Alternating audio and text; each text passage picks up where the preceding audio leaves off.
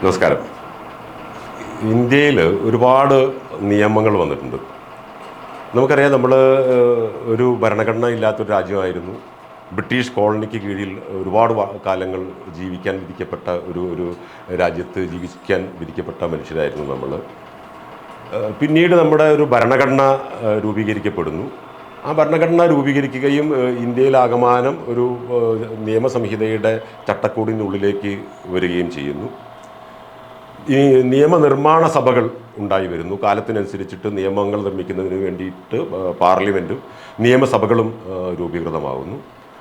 അങ്ങനെ നമ്മുടെ പാർലമെൻറ്റും പാസ്സാക്കിയിട്ടുള്ള നിയമങ്ങൾ, വളരെ പരിമിതമായ നിയമങ്ങളെ നമ്മുടെ പാർലമെൻറ്റിന് സ്വതന്ത്ര ഇന്ത്യ രൂപീകരിച്ചതിന് ശേഷം കാലത്തിനനുസരിച്ച് മാറ്റം വരുത്തി ഉണ്ടാക്കാൻ സാധിച്ചിട്ടുള്ളൂ. ഈ അടുത്ത കാലത്താണ് നമ്മുടെ ഇന്ത്യൻ മൂന്ന് നിയമങ്ങൾ ഒരുമിച്ച് ഭേദഗതി പുനർസൃഷ്ടിച്ചത്. എന്നിട്ടും അതിലും കാര്യമായ ഒന്നും കോൺട്രിബ്യൂട്ട് ചെയ്യാൻ പറ്റാത്ത ജനപ്രതിനിധി സഭയാണ് നമ്മുടെ സ്വാതന്ത്ര്യത്തിന് ശേഷം ഇന്ത്യയിൽ ഭരിച്ചുകൊണ്ടിരിക്കുന്നത് എന്ന് നമുക്ക് ഭരണഘടന പഠിക്കുമ്പോൾ ബോധ്യപ്പെടും.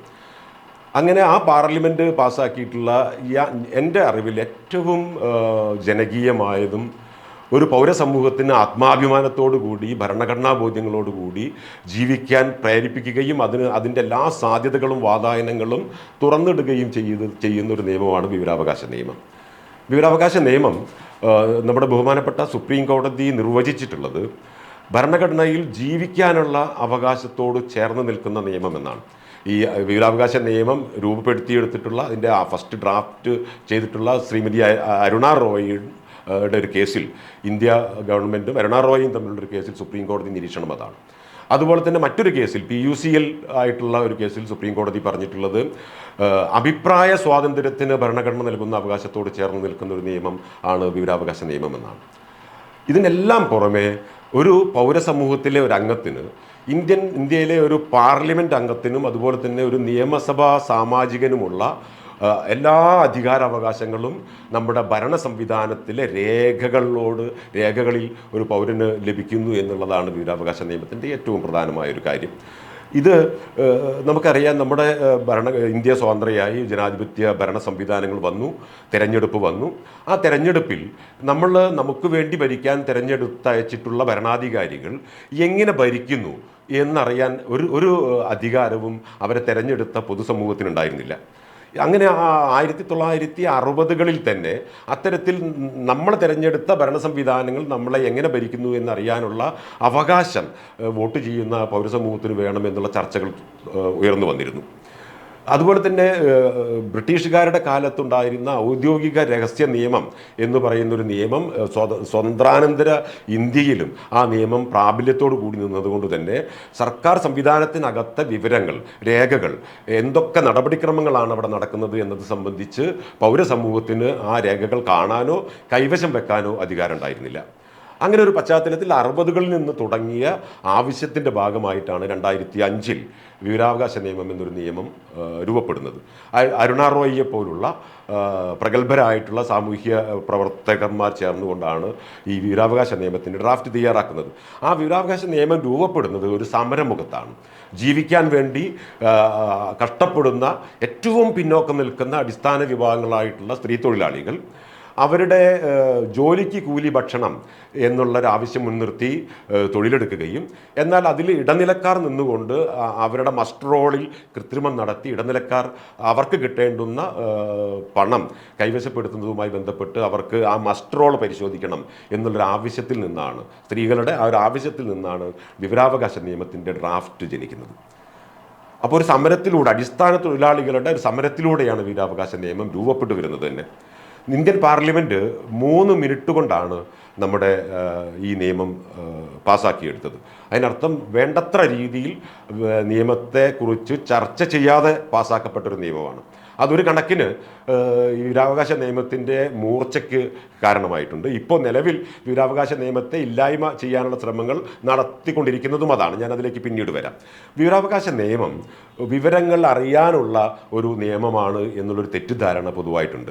നിയമത്തിൽ വിവക്ഷിക്കുന്നതും അതാണ്. നമുക്ക് വിവരങ്ങൾ അറിയാൻ പരിശോധിക്കാനുള്ള അവകാശം എന്നാണ് നിയമത്തിൽ പറയുന്നതെങ്കിലും ഒരു ഭരണ സംവിധാനത്തെ ഏറ്റവും സുതാര്യമായി മൂവ് ചെയ്യിപ്പിക്കാൻ, ചലിപ്പിക്കാനുള്ള ഒരു ടൂളായി വിവരാവകാശ നിയമം നമ്മുടെ ഓരോ പൗരനും ചില അധികാരാവകാശങ്ങൾ നൽകുന്നുണ്ട്. നമുക്ക് ഏത് സർക്കാർ ഓഫീസുകളിലും 10 രൂപ ചിലവാക്കിക്കൊണ്ടൊരു അപേക്ഷ ഒരു വെള്ള പേപ്പറിൽ എഴുതി കൊടുത്തു കഴിഞ്ഞാൽ ആ ഓഫീസിനകത്ത് നടക്കുന്ന ഏതൊരു നടപടിക്രമങ്ങളും നമുക്ക് രേഖയായി നമ്മുടെ വീടുകളിൽ എത്താനുള്ള ഒരു അധികാരം നമുക്ക് കിട്ടുന്നു. ഇതിനെ നമുക്ക് ഏതൊക്കെ രീതിയിൽ ഉപയോഗിക്കാം? നമുക്കറിയാം, നമ്മുടെ ഇന്നത്തെ ഒരു സിവിൽ സൊസൈറ്റിയിൽ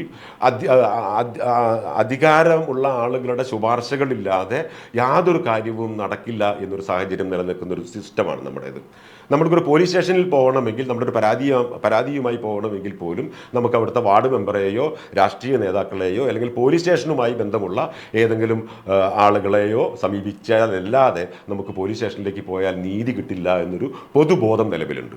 നേരെ മറിച്ച് വിവരാവകാശം നിലനിൽക്കുന്ന ഒരു സാഹചര്യത്തിൽ നമുക്ക് ഒരു പോലീസ് സ്റ്റേഷനിലേക്ക് ഒരു പരാതിയായി പോകുന്നതിനെ നമുക്ക് വിവരാവകാശ നിയമം എങ്ങനെ ഉപയോഗപ്പെടുത്താം എന്നൊരു മാതൃക ഞാൻ പൊതുസമൂഹത്തിന് മുന്നിൽ അവതരിപ്പിക്കാൻ ആഗ്രഹിക്കുകയാണ്. നമുക്കറിയാം, നമുക്ക് ഒരു പരാതി ഉണ്ടാവുന്നു.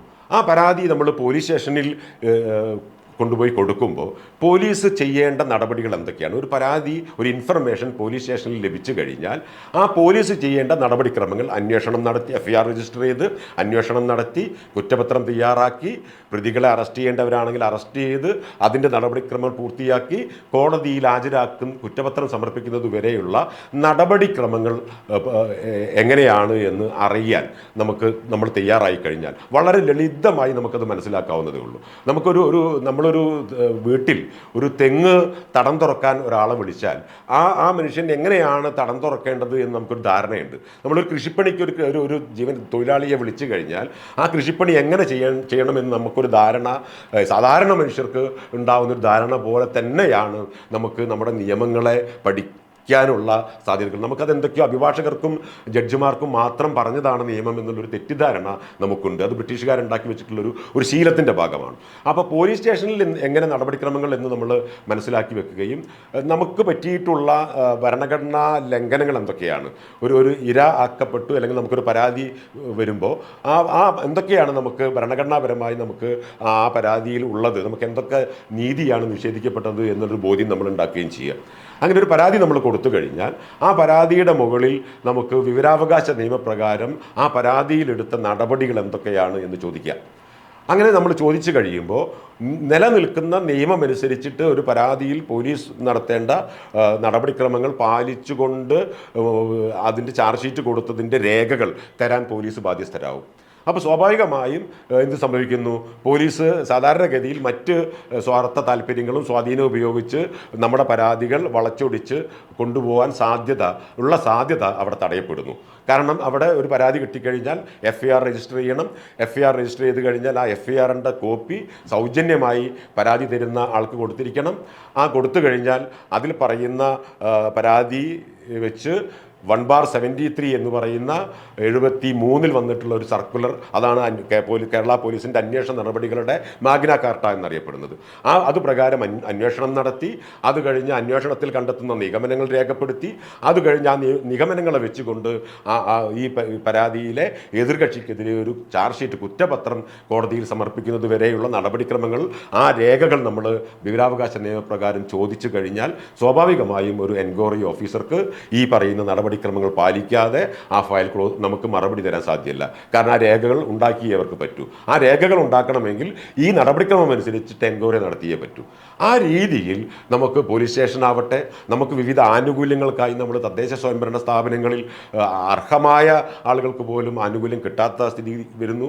അപ്പോൾ ആ രീതിയിലുള്ള ഏതൊരു കാര്യത്തിനും നമുക്ക് നമ്മുടെ പരാതിയെ ഭരണഘടനാപരമായി നിയമപ്രകാരം ചട്ടപ്രകാരം നമ്മുടെ പരാതിയെ ഒരു നടപടിക്രമത്തിലേക്ക് കൊണ്ടുവരാൻ പറ്റുന്ന ഏറ്റവും മൂർച്ചയേറിയ, ഏറ്റവും സാധ്യതയുള്ള ഒരു ടൂളാണ് സത്യത്തിൽ വിവരാവകാശ നിയമം.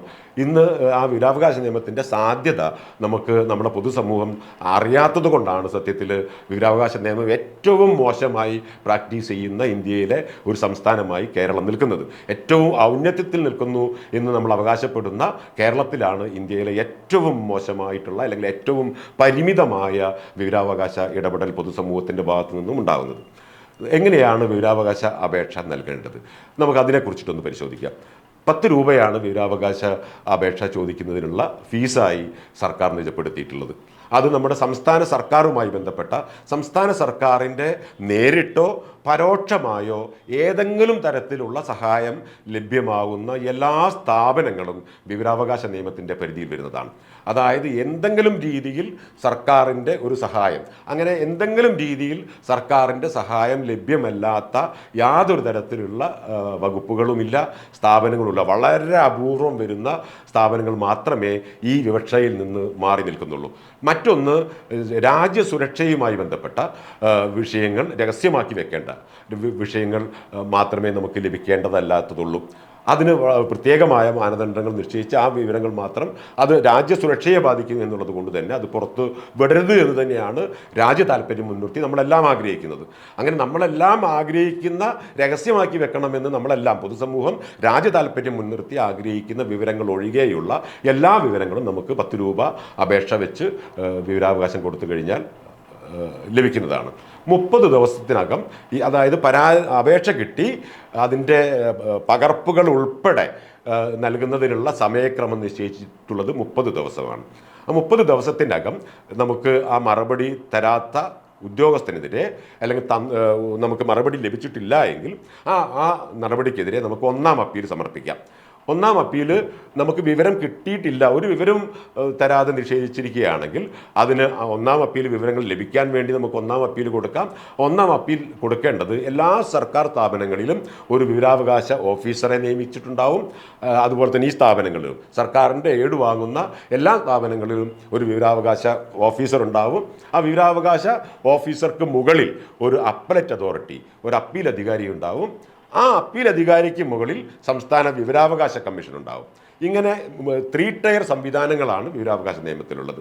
അങ്ങനെ നമുക്ക് 30 ദിവസത്തിനകം വിവരം ലഭിക്കാതിരിക്കുകയോ അതുപോലെ തന്നെ ലഭിച്ച വിവരത്തിൽ അപാകതകൾ ഉണ്ടെങ്കിൽ അതോ, അല്ലെങ്കിൽ അത് ഭാഗികമായിട്ടാണ് നൽകിയതെങ്കിൽ അതോ, അങ്ങനെ എന്തെങ്കിലും പരാതികൾ നമുക്ക് ഉണ്ട് എങ്കിൽ ഈ വിവരം കിട്ടി 30 ദിവസത്തിനകം നമുക്ക് 1-ാം അപ്പീൽ സബ്മിറ്റ് ചെയ്യാം. ഈ 1-ാം അപ്പീൽ, 1-ാം അപ്പലറ്റ് അതോറിറ്റി 30 ദിവസത്തിനകം അത് അപ്പീൽ തീർപ്പ് കൽപ്പിച്ച് ഓർഡർ ഇടണം. അങ്ങനെ ആ ഓർഡർ പ്രകാരം നീതി നമുക്ക് ലഭിക്കുന്നില്ല, വിവരം കിട്ടുന്നില്ല എങ്കിൽ സംസ്ഥാന വിവരാവകാശ കമ്മീഷന് 2-ാം അപ്പീൽ സമർപ്പിക്കുകയും 2-ാം അപ്പീലിൻ്റെ മുകളിൽ വിവരാവകാശ കമ്മീഷൻ 2 കൂട്ടരുടെയും വാദം കേട്ടതിന് ശേഷം ഒരു ഉത്തരവ് പുറപ്പെടുവിക്കുകയും ചെയ്യും. ഇതാണ് ഇതിൻ്റെ നടപടിക്രമം. പക്ഷേ നിർഭാഗ്യവശാൽ ഇന്ന് വിവരാവകാശ നിയമം അനുസരിച്ച് വിവരങ്ങൾ നൽകേണ്ടുന്ന പബ്ലിക് ഇൻഫർമേഷൻ ഓഫീസർമാർക്ക് ഈ നിയമത്തെക്കുറിച്ചിട്ടുള്ള യാതൊരു തരത്തിലുള്ള ധാരണയും പരിശീലനവും നൽകാൻ നമ്മുടെ സംസ്ഥാന സംവിധാനങ്ങൾ തയ്യാറാവുന്നില്ല. അപ്പലറ്റ് അതോറിറ്റികൾ, അതായത് പബ്ലിക് ഇൻഫർമേഷൻ ഓഫീസർമാർ, അതായത് പൊതുബോധന അധികാരികൾ, നമുക്ക് വിവരം നൽകാൻ നിശ്ചയിക്കപ്പെട്ടിട്ടുള്ള ആളുകൾ വിവരം നൽകാതിരുന്നാൽ, നിയമവിരുദ്ധമായി വിവരങ്ങൾ നൽകാതിരുന്നാൽ അത് പരിശോധിച്ച് അപ്പീൽ തീർപ്പ് കൽപ്പിക്കേണ്ട അപ്പലറ്റ് അതോറിറ്റികളെയും ഈ നിയമം പഠിപ്പിക്കാൻ സർക്കാർ സംവിധാനത്തിൽ സാധിക്കുന്നില്ല എന്നുള്ളത് വലിയ സങ്കടകരമായ ഒന്നാണ്. മറ്റൊന്ന്, സംസ്ഥാന വിവരാവകാശ കമ്മീഷൻ തന്നെ വിവരാവകാശ നിയമത്തിൻ്റെ അന്തസത്തയ്ക്ക് വിരുദ്ധമായിട്ടുള്ള ഉത്തരവുകൾ പുറപ്പെടുവിക്കുന്നു എന്നുള്ളത് വലിയ പ്രതിസന്ധി ഈ രംഗത്ത് ഉണ്ടായിക്കൊണ്ടിരിക്കുകയാണ്. ഇപ്പോൾ ഈ അടുത്ത കാലത്താണ് കോഴിക്കോട് വെച്ച് സംസ്ഥാന വിവരാവകാശ കമ്മീഷണറായിട്ടുള്ള ശ്രീ അബ്ദുൽ ഹക്കീം അദ്ദേഹത്തിൻ്റെതായുള്ള പ്രസ്താവന വരികയും പിന്നീട് ആ പ്രസ്താവന മുഖ്യ വിവരാവകാശ കമ്മീഷണർ ശ്രീ ഹരി നിഷേധിക്കുകയും ചെയ്തത് നമ്മുടെയൊക്കെ ശ്രദ്ധയിലുണ്ട്. അതായത് കുത്തി നിറച്ച് ചോദ്യങ്ങൾ ചോദിക്കുക, അതുപോലെ തന്നെ ഒരു നിരന്തരമായി ചോദ്യങ്ങൾ ചോദിക്കുക, ഇത്തരം ആളുകളെ കരിമ്പട്ടികയിൽ ഉൾപ്പെടുത്തുമെന്നും അത്തരം അപേക്ഷകരെ വിവരാവകാശ അപേക്ഷ നൽകുന്നതിൽ നിന്ന് വിലക്കുമെന്നുമുള്ള സ്റ്റേറ്റ്മെൻ്റ് ആയിരുന്നു അത്. സംസ്ഥാനത്ത് 2 പേരെ അത്തരത്തിൽ കരിമ്പട്ടികയിൽപ്പെടുത്തി എന്നതായിരുന്നു ആ പ്രസ്താവന. സത്യത്തിൽ സംസ്ഥാന വിവരാവകാശ കമ്മീഷന് അത്തരത്തിലുള്ള ഒരു അപേക്ഷകനെ, ഇന്ത്യയിലെ ഒരു പൗരയെയോ വിവരാവകാശ നിയമപ്രകാരം കരിമ്പട്ടികയിൽപ്പെടുത്താനോ അവർക്ക് വിവരങ്ങൾ നിഷേധിക്കാനോ ഉള്ള യാതൊരു തരത്തിലുള്ള അധികാരവും വിവരാവകാശ നിയമമോ ഇത് സംബന്ധിച്ച ചട്ടങ്ങളോ സംസ്ഥാന വിവരാവകാശ കമ്മീഷനിൽ നിക്ഷിപ്തമായ നടപടിക്രമങ്ങൾ സംബന്ധിച്ച നിയമനിർദ്ദേശങ്ങളിലോ പറയുന്നില്ല. അപ്പോൾ അതിനർത്ഥം സംസ്ഥാന വിവരാവകാശ കമ്മീഷൻ പോലും, നിയമിതരായിട്ടുള്ള കമ്മീഷൻ പോലും വിവരാവകാശ നിയമത്തിൻ്റെ അന്തസത്ത ബോധ്യപ്പെടാത്തൊരു പശ്ചാത്തലത്തിലാണ് നമ്മുടെ വിവരാവകാശ നിയമം ഇന്ന് കേരളത്തിൽ പ്രാക്ടീസ് ചെയ്തുകൊണ്ടിരിക്കുന്നത് എന്നാണ് എനിക്ക് ആമുഖമായി പറയാനുള്ളത്.